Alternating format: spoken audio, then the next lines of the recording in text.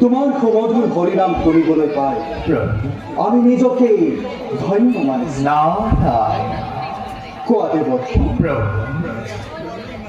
সবিশেষ জানিবলৈ পালে আমি পৰম আনন্দিত হ'ম। জগতবাসীৰ সকলোৰে মংগল নে? দেৱী দেৱৰক্ষী অন্তৰ্ভাগ দৰ্শন কৰি এনেবাক হৈছে যে অতত কিবা যেন নতুন সংবাদেহে বহন কৰি আনিছে। দেৱকী, যদি দেৱী লক্ষ্মীৰ কথাই সত্য হয় তেন্তে প্ৰকাশ কৰা তোমাৰ মহাকথা। নারায়ণ নারায়ণ অন্তর্যামী তুমি নারায়ণ এ সৃষ্টি স্থিতি প্রলয়ন তুমি একমাত্র কারণ।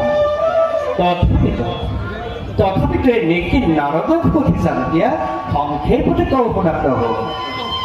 প্ৰজাপতি দক্ষ মহাৰথী তেওঁৰে কন্যা সতী সুন্দৰীৰ স্বয়ম্বৰৰ কৰি আয়োজন যক্ষ দক্ষ গন্ধৰ্ব কীৰ্তন সকলোকে জনাইছে নিমন্ত্ৰণা।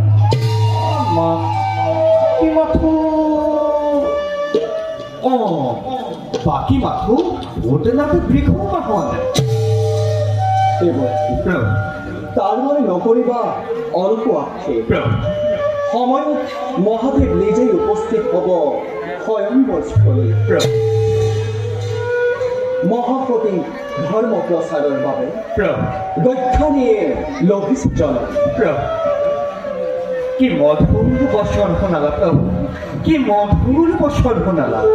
তেন্তে গৃহহীন মায়াহীন শ্মশান নিবাসী শিৱতেন্তে হ'ব এবাৰ গৃহস্থী নিজে। মায়াত আবদ্ধ হৈ নাথাকে শংকৰ।